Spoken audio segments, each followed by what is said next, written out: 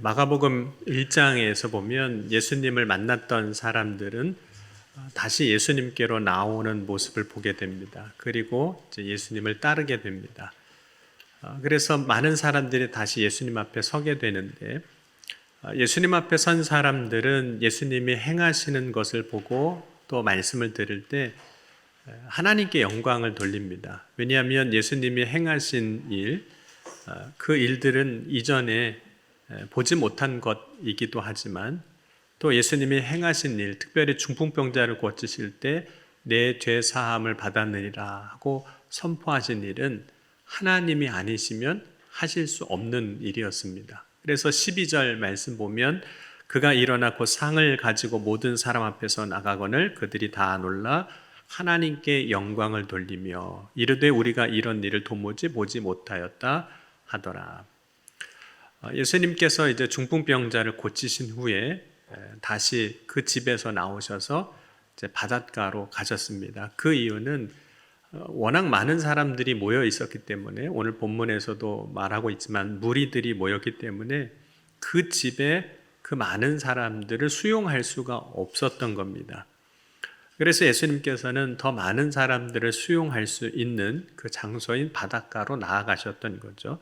그래서 예수님은 바닷가에서 예수님 앞에 나오는 사람들을 다시 말씀을 가르치셨습니다. 그런데 예수님께서 이제 바닷가에서 말씀을 가르치시다가 그곳을 떠나서 가시는 길에 이제 알페오의 아들 레위가 세관에 앉아 있는 것을 보셨습니다. 지금 예수님께서 계셨던 성읍은 가버나움이란 성읍인데, 이 가버나움은 로마 군대가 주둔했던 곳입니다. 그래서 세관도 같이 있었던 곳이기도 해요. 특별히 지중해와 그 내륙을 연결하는 그 중간 지점쯤에 이 가버나움이 있었기 때문에 많은 물류가 오가는 가운데 상업적으로도 이제 발달한 도시였습니다. 알페오의 아들 레위 사람, 특별히 다른 우리가 복음서에서 보면 마태라고 부르는데, 이 마태가 세관에 앉아 있는 것을 예수님이 보셨습니다. 예수님은 세관에 앉아 있는 마태를 보고 어떻게 하셨을까요? 세리가 그냥 앉아 있구나 이렇게 보신 것이 아닙니다. 결코 그냥 지나치지 아니하시고 그의 삶 가운데 찾아오셨습니다. 그때 이제 그를 부르시거든요. 오늘 14절 말씀 보면 또 지나가시다가 알페오의 아들 레위가 세관에 앉아 있는 것을 보시고 그에게 이르시되 나를 따르라 하시니 일어나 따르니라. 예수님은 알페오의 아들 레위가 세관에 앉아 있는 것을 보셨습니다. 근데 여기서 앉아 있다라는 것은 단순히 의자에 앉아서 조금 힘들고 어려우니까 쉬고 있다, 이런 의미가 아닙니다. 여기서 앉아 있다라는 것은 그 사람의 직업이 무엇인지를 사실 말해주고 있는 거죠. 세관에 앉아 있다, 세리였다는 뜻입니다. 앉아 있는 것으로 이제 직업을 말해주고 있는 거죠. 그런데 앉아 있다라는 이 말은 동시에 그곳에 머물러 있다라는 의미를 가지고 그가 오늘만 여기 있었던 것이 아니라 어제도 여기 있었고 그 전에도 여기 있었다, 지속적으로 이 자리에 앉아 있었다라는 것을 의미합니다. 그래서 앉아 있다라는 말은 이런 말도 되는 거예요. 이곳을 나의 삶의 터전으로 자리 잡고 있었다. 마태는 이전에도 여기 앉아 있었고 오늘 예수님을 만나는 순간에도 앉아 있었습니다. 앉아 있는 것은 그 사람의 현재를 이야기하기도 하지만 과거에도 그랬던 것을 이야기하고 있고, 만약 이 세리 마태가 예수님을 만나지 않았다면 미래에도 그 자리에 앉아 있을 사람이라는 뜻입니다. 그러면 앉아 있다라는 말과 유사한 단어는 정착하다라는 단어입니다. 구약 성경에는 이 정착하다라는 단어를 두 가지로 분류해서 이야기를 하고 있는데, 하나는 거류하다라는 단어이고 하나는 거주하다라는 단어입니다. 거류하다라는 의미는 잠시 머물러 있다는 개념이 강하다면, 거주한다라는 것은 그곳에 뿌리를 내리고 살아가는 것을 의미합니다. 그래서 거류하다 혹은 거주하다라는 차이가 있는 거죠. 그러나 한 지역에서 어쨌든 산다라는 의미에서는 뭐 같은 의미 안에 있습니다. 그럼 아브라함이 하나님의 말씀을 듣고 하란을 떠나서 가나안 땅으로 갑니다. 가나안 땅으로 가요. 근데 그 장면을 창세기 12장 6절에 이렇게 말씀을 하고 있습니다. 아브라함이 그 땅을 지나 세겜 땅 모래 상수리 나무에 이르니 그때 가나안 사람이 그 땅에 거주하였더라. 가나안 땅은 이미 그 땅에 살고 있는 사람이 있었다는 거죠. 그런데 아브라함도 그 땅에 살고자 간 겁니다. 하나님의 약속의 말씀을 따라 이제 내가 가나안 땅에 가서 정착하고 뿌리를 내리고 살겠다. 그리고 간 거예요. 그런데 막상 가보니까 그 땅에 기근이 듭니다. 기근이 드니까 당장 먹고 사는 문제가 해결이 안 되니까 이제 아브라함이 애굽으로 내려가게 되는 거죠. 그런데 애굽으로 내려가는 그 아브라함의 모습을 창세기 12장 10절에는 이렇게 말씀했습니다. 그 땅에 기근이 들었으므로 아브라함이 애굽에 거류하려고 그리로 내려갔으니 이는 그 땅에 기근이 심하였습니다. 그리고 이 말씀을 이제 세번역에서는 이렇게 번역을 했습니다. 그 땅에 기근이 들었다. 그 기근이 너무 심해서 아브라함은 이집트에서 얼마 동안 몸부쳐 살려고 그리로 내려갔다. 그러니까 아브라함이 가나안 땅에는 거주하려고 간 겁니다. 하나님의 말씀을 따라서 내가 여기서 살아야지 하고 갔는데 기근이 드니까 그 문제를 해결하려고 애굽에 가는데 애굽에 내려가는 건 진짜 내가 여기서 살겠다라고 간 것이 아니라 얼마 동안만 이 문제가 해결되는 동안에만 내가 여기 가서 문제를 해결하고 와야겠다라고 하고 애굽으로 내려갔다는 거죠. 그런데 마태가 지금 세관에 앉아 있을 때에는 아마도 그 자리에 본래는 계속 살려고 했던 거예요. 그 자리에 계속 있으려고 했던 거죠. 왜냐하면 세관은, 세리의 직업은 그 당시에 이 마태가 부를 축적할 수 있는 방법이었습니다. 당시에 세관에서 세금을 거둘 때 로마의 황제에게 거둔 세금을 바치게 되는데 그 세관의 일을 했던, 세리의 일을 했던 사람들은 로마가 부과하는, 황제가 부과하는 것보다 더 많은 세금을 백성들에게 거둡니다. 그리고 황제에게 세금을 내고 나머지는 자기의 부로, 자기의 것으로 차지했던 거죠. 그래서 유대인들은 세리들을 향해서 죄인이라고 불렀던 겁니다. 그럼에도 불구하고 이 세관의 자리, 세리의 자리는 꽤 매력적인 자리였던 거죠. 그래서 그곳을 떠나 다른 곳으로 가고 싶지 않았을 겁니다. 여러분, 예수님의 제자였던 야고보와 요한이 어느 날 예수님 앞에 이렇게 구합니다. 주의 영광 중에서 우리를 하나는 주의 우편에 하나는 주의 좌편에 앉게 하여 주옵소서. 예수님께서 명성이 높아지고 사람들이 유대인의 왕으로 예수님을 삼으려고 할 때 제자들이 예수님이 유대인의 왕이 되시면 그 왕의 좌우편 자리를 우리에게 한 자리씩 주십시오라고 요구를 했던 겁니다.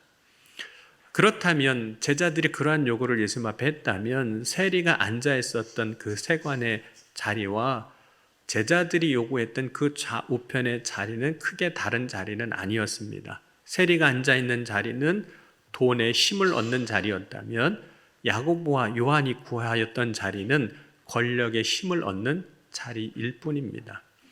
그런데 예수님께서 마태에게 그 세리가 앉아 있는 자리에서 그를 부르시는 거예요. 그가 앉아 있을 때 부르시는 겁니다. 그러니까 예수님의 부르심에 이제 마태가 응답을 해야 되는 거잖아요. 뭔가 반응을 해야 하는데 정말 예수님의 부르심에 온전하게 반응을 하려면 마태는 자신이 앉아있는 그 세관의 자리를 떠나야만 합니다. 떠나지 않고서는 응답할 수가 없습니다. 그 부르심에 나아갈 수가 없는 거죠. 그래서 예수님께서 마태에게 나를 따르라고 말씀하셨을 때 그 마태는 그 자리를 떠납니다. 마태가 세리의 자리를 떠나는 것은 잠시 일어나는 것이 아닙니다. 그의 직업을, 그 자리를 완전히 버리는 겁니다. 마태가 붙잡고 있었던 것, 정착하고 있었던 것, 과거에 살아왔고 그렇게 살아오려고 했던 그것을 그것과 완전히 결별하지 않으면 온전히 예수님을 따를 수가 없었던 거죠. 그런데 그렇게 자기가 앉아 있었던 자리를 떠날 때 마태의 삶에 있어서 새로운 삶이 시작이 되는 겁니다. 그럼 우리가 예수님을 따르게 될 때, 정말 믿음으로 주님의 부르심에 응답하게 될 때 우리의 삶에는 반드시 우리가 버려야 할 것들이 있습니다. 떠나야 할 자리가 있어요. 사도 바울은 자신에게 유익했던 것들을 예수 그리스도를 믿음으로 배설물처럼 버렸다라고 고백을 합니다. 그것을 잃어버렸다라고도 고백하기도 했어요. 빌립보서 3장 7절과 8절입니다. 그러나 무엇이든지 내게 유익하던 것을 내가 그리스도를 위하여 다 해로 여길 뿐더러 또한 모든 것을 해로 여김은 내 주 그리스도 예수를 아는 지식이 가장 고상하기 때문이라. 내가 그를 위하여 모든 것을 잃어버리고 배설물로 여김은 그리스도를 얻고. 예수님을 따르게 될 때 버리게 되는 것은 자리뿐만 있는 것은 아닙니다. 야고보와 요한은 예수님을 따르게 되었을 때 배와 그물을 버려둘 뿐만 아니라 아버지와 품꾼들을 함께 배에 버려두고 예수님을 따랐습니다. 마태복음 4장 22절에 보면 그들이 곧 배와 아버지를 버려두고 예수를 따르니라. 마가복음 1장 20절에 곧 부르시니 그 아버지 세베대를 품꾼들과 함께 배에 버려두고 예수를 따라가니라. 마태의 버림은 자신의 자리에서 일어나는 거죠. 일어나 예수님을 따르는 겁니다. 이제 마태가 일어난 자리, 그 세리의 직업이죠. 떠난 자리는 마태가 다시 돌아올 자리가 아닙니다. 내가 다시 조금 예수님을 따르다가 한 3개월쯤 예수님을 따르다가 한 1, 2년 예수님을 따르다가 내가 나중에 다시 돌아와야겠다. 나중에 언젠가는 돌아와야겠다. 그런 생각을 가지고 일어난 자리가 아닙니다. 절대로 돌아오겠다고 생각하지 않은 자리인 거죠. 마태의 이러한 결단은 다른 사람들에게도 눈에 보이는 거죠. 그 삶이 보이는 겁니다. 그런데 그 마태가 예수님의 부르심에 응답하고 자리에서 일어나 예수님을 따를 때 그 삶이 그 마태의 주변에 있는 다른 삶에게도 영향을 주었는데 이런 영향을 주었습니다. 오늘 15절을 한번 같이 보도록 하겠습니다. 마가복음 2장 15절입니다. 그의 집에 앉아 잡수실 때 많은 세리와 죄인들이 예수와 그의 제자들과 함께 앉았으니 이는 그러한 사람들이 많이 있어서 예수를 따름이러라. 마태와 같은 처지에 있었던 사람들, 거기에는 세리도 다른 세리들도 포함이 되는데 오늘 그 사람들을 이렇게 표현을 하고 있습니다. 그러한 사람들이라고 이야기를 하고 있어요. 그런데 그러한 사람들이 마태가 예수님의 부르심을 듣고 그가 결단해서 자신의 자리를 버리고 예수님을 따르는 걸 보고 나도 마태가 했다면 그럴 수 있겠구나. 나도 할 수 있겠구나 하는 용기를 얻은 겁니다. 그래서 다른 사람들도 마태가 그러한 것처럼 예수님을 따르게 되는 거죠. 마태가 예수님을 따랐던 것처럼 다른 세리들도 예수님을 따르게 됩니다. 저 세리 마태와 같은 사람도 예수님을 따를 수 있구나. 그러면 나도 따를 수 있겠구나. 마태는 다른 사람들에게 나 같은 사람도 예수를 믿고 구원받을 수 있습니다. 라는 것을 그의 믿음의 그 고백을 통해서 그의 삶을 통해서 보여주었던 겁니다. 마태는 그의 삶을 통해서 다른 사람들도 예수께로 나아올 수 있는 믿음의 길을 낸 사람인 거죠. 그들이 나와 같은 처지에 있는 사람들이 예수 그리스도를 믿을 수 있는 문을 열어준 사람입니다. 여러분, 길을 내는 사람 혹은 문을 열어주는 사람이 복이 있습니다. 여러분, 아브라함이 모든 사람의 믿음의 조상이 된 이유는 그가 창세기 12장 6절에 여호와의 말씀을 따라갈 때 그의 삶이, 그의 믿음이 다른 사람에게도 믿음의 길을 열어준 것이기 때문입니다. 특별히 아브라함이 여호와의 말씀을 따라갈 때 롯도 함께 갑니다. 그러니까 롯의 인생에 있어서는 아브라함이 믿음의 길을 열어준 사람이 되는 거죠. 창세기 12장 4절에 보면 이에 아브라함이 여호와의 말씀을 따라갔고 롯도 그와 함께 갔으며 아브라함이 하란을 떠날 때 75세였더라. 여러분, 하나님의 말씀을 따라간 아브라함이 믿음의 길을 열어놓았습니다. 아브라함이 열어놓은 믿음의 길로 오늘 이 시간 또한 우리가 걸어가고 있는 거예요. 여러분, 아브라함이 믿음으로 의롭다함을 얻었습니다. 그렇기에 오늘 우리도 믿음으로 의롭다함을 얻는 거예요. 다른 어떤 행실이나 다른 것으로 의롭다함을 얻는 것이 아닙니다. 갈라디아서 3장 6절에서 9절까지의 말씀 보면 아브라함이 하나님을 믿음에 그것을 그에게 의로 정하셨다 함과 같으니라. 그런즉 믿음으로 말미암은 자들은 아브라함의 자손인 줄 알지어다. 또 하나님이 이방을 믿음으로 말미암아 의로 정하실 것을 성경이 미리 알고 먼저 아브라함에게 복음을 전하되 모든 이방인이 너로 말미암아 복을 받으리라 하였느니라. 그러므로 믿음으로 말미암는 자는 믿음이 있는 아브라함과 함께 복을 받느니라. 그러니까 아브라함은 우리에게 있어서 믿음의 선구자인 거죠. 먼저 믿음의 길을 열어놓은 사람이기 때문에 또 오늘 등장하고 있는 그 세리 마태 역시도 자신과 같은 세리들에게 믿음의 길을 열어준 사람입니다. 나 같은 사람도 예수 믿을 수 있고 나 같은 사람도 예수를 따를 수 있고 나 같은 사람도 예수를 믿어 구원받을 수 있다는 사실을 보여준 사람이 이제 세리 마태입니다.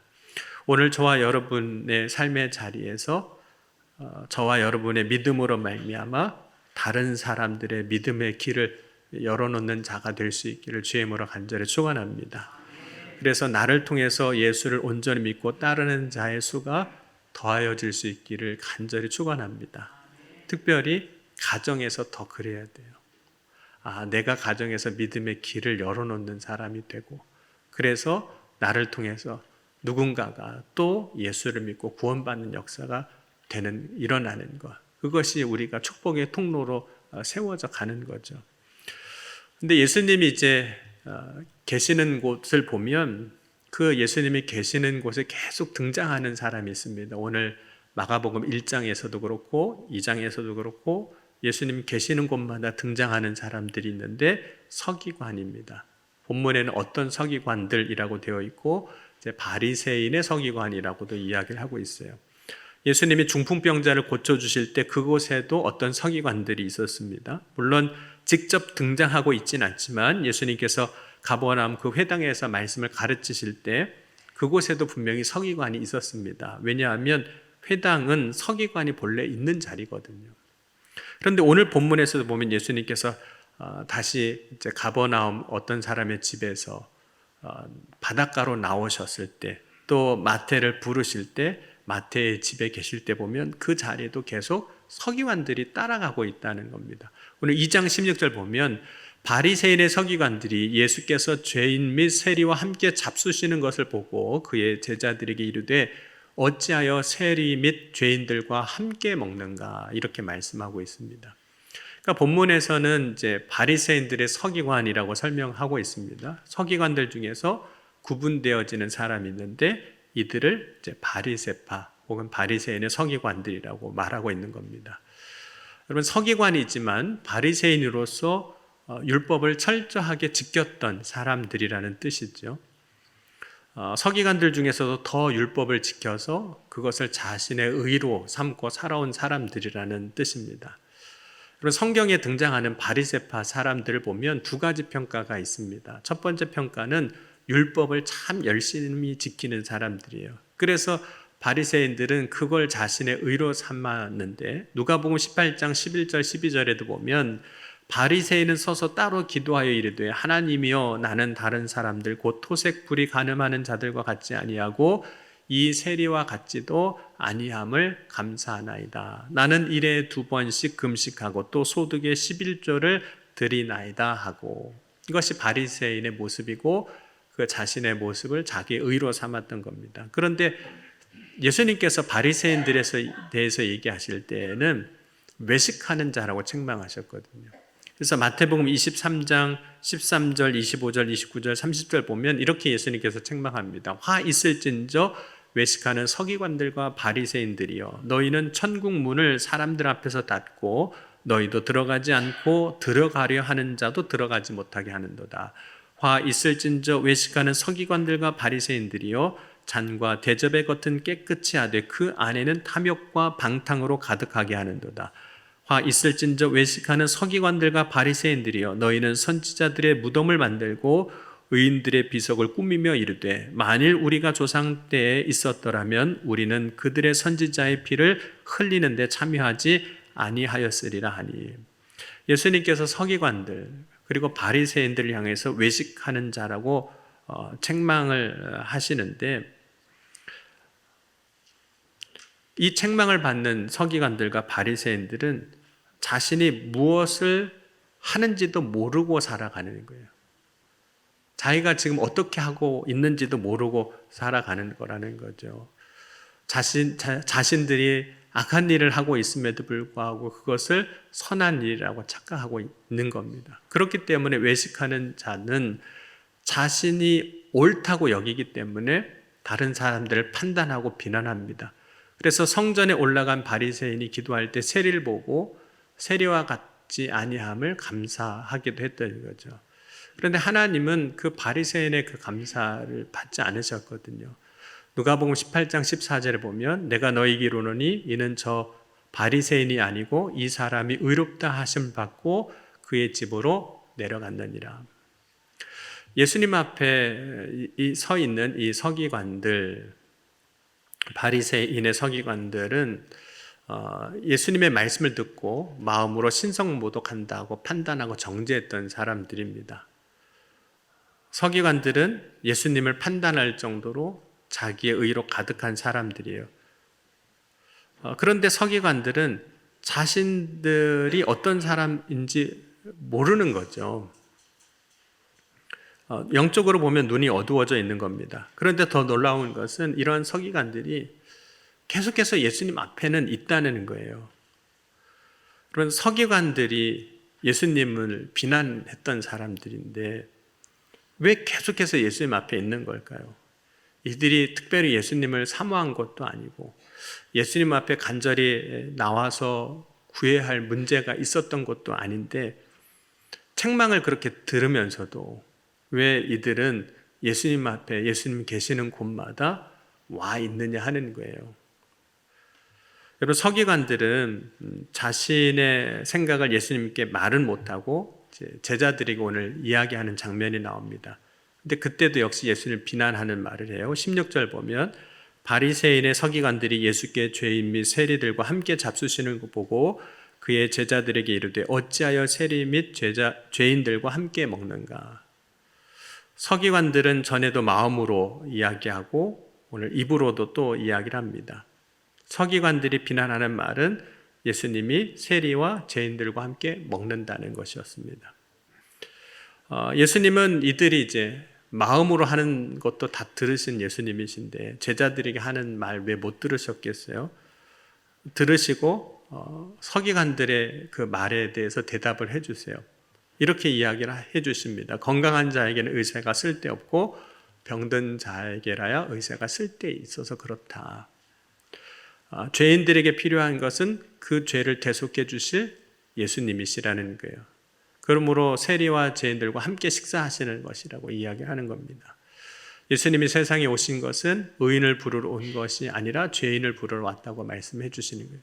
그러면 더더욱 스스로 의인이라고 생각하는 이 서기관들은 예수님 앞에 올 이유가 없는 겁니다. 그렇게 싫어하면서 왜 예수님 앞에 오고 뭐 사모하는 것도 아니고 문제가 있는 것도 아니고 그런데 왜 자꾸 예수님 앞에 와 있느냐 하는 거예요. 여러분, 오늘 말씀을 들은 이 서기관들 이렇게 생각을 했을 겁니다. 예수님께서 나는 죄인들을 부르러 왔다. 그러면 서기관들은 그러면 우리에게 진짜 예수님이 필요하지 않구나 생각할 겁니다. 스스로 의인이니까. 그런데 왜 와 있나? 여러분, 성경에는 예수님 앞에 선 사람들을 구분을 합니다. 두 단어로 구분을 하고 있는데 하나는 제자라는 단어로 구분하고 있고 하나는 무리라는 단어로 예수님 앞에 선 사람을 구분을 하고 있어요.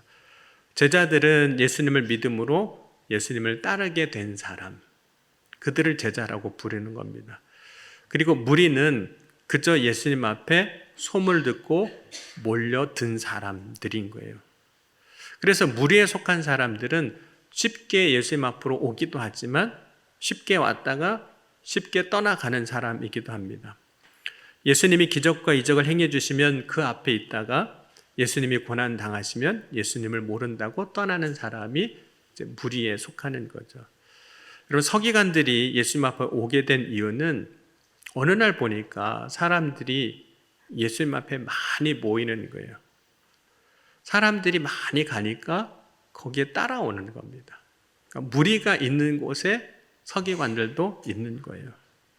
그러니까 서기관들이 지금 예수님 앞에 오게 된 이유는 사람들이 따라가는 그 길을 따라가는 겁니다. 세상의 풍조를 따라가는 거예요.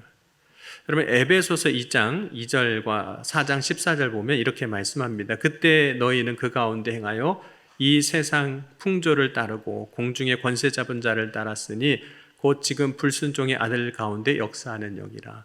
이는 우리가 이제부터 어린아이가 되지 아니하여 사람의 속임수와 간사한 유혹에 빠져 온갖 교훈의 풍조에 밀려 요동하지 않게 하려 함이라 라고 말씀하면서 세상에는 그런 풍조가 있다고 말씀을 하고 있는 거예요.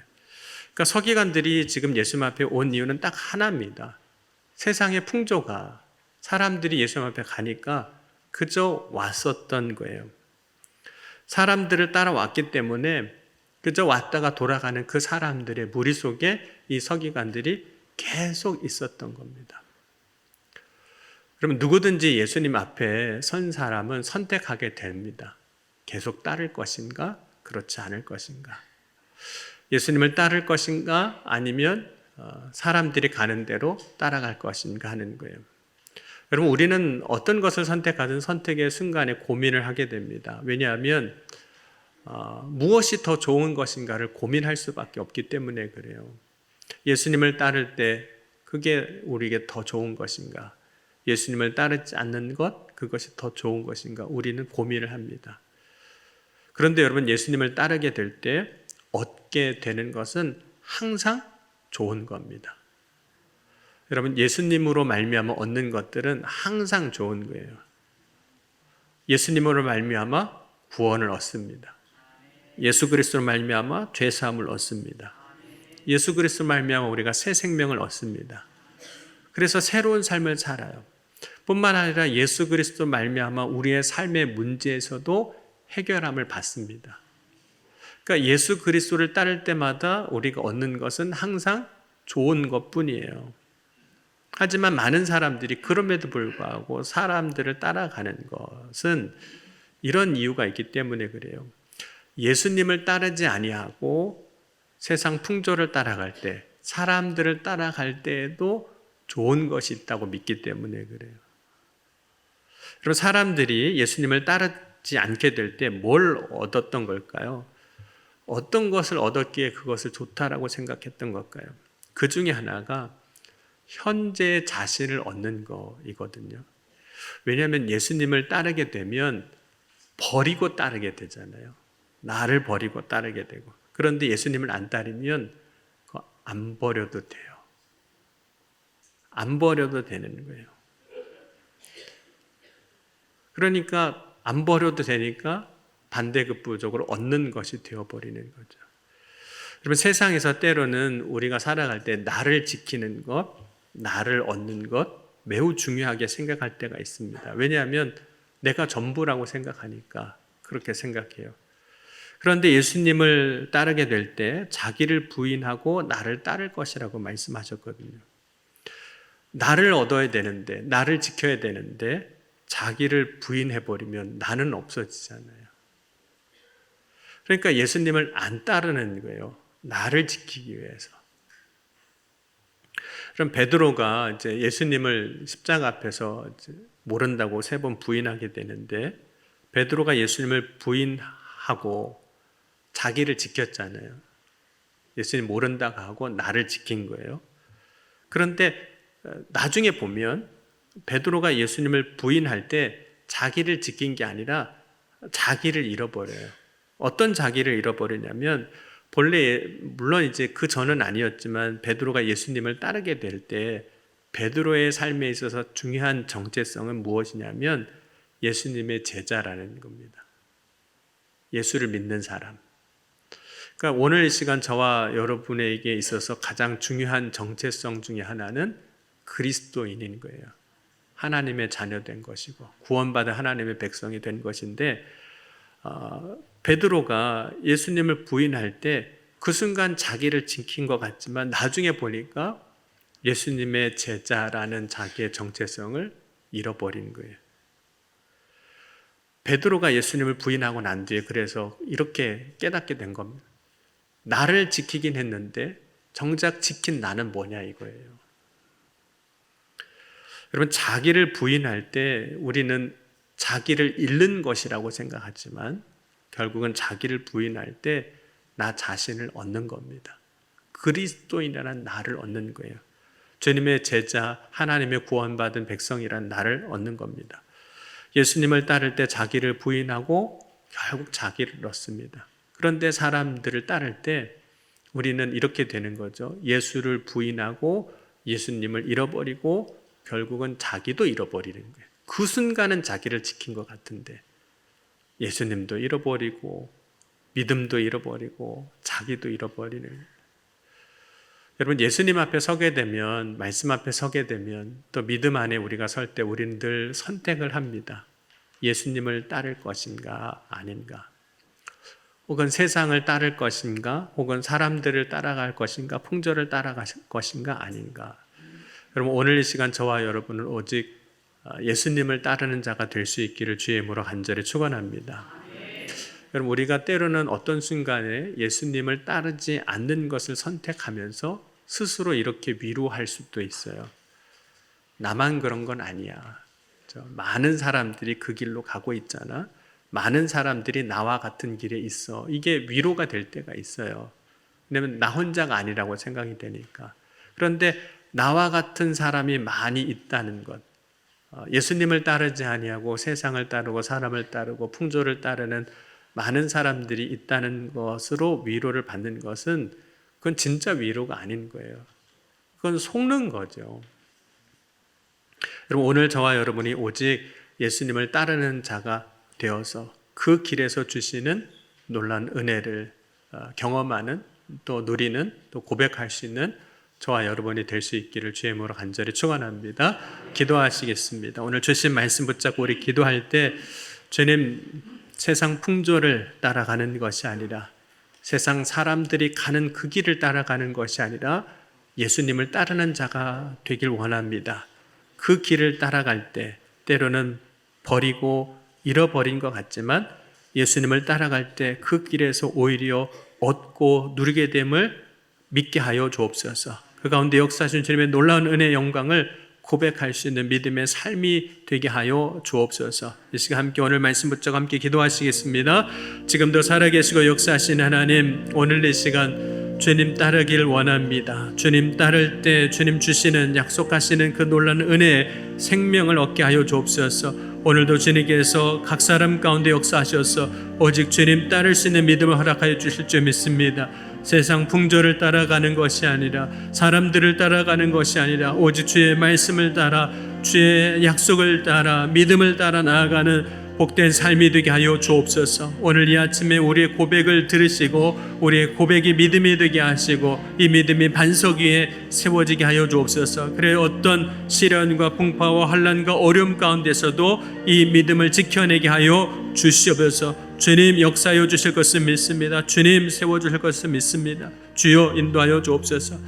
지금도 살아계시고 역사하신 하나님, 오늘 이 시간 주님 앞에서 우리가 선택할 때 세상 풍조를 따라가지 아니하게 하시고 많은 사람들이 가는 그 길로 가지 아니하게 하시고 오직 주의 말씀을 따라, 예수님을 따라, 믿음을 따라가는 주의 자녀들이 되게 하여 주옵소서.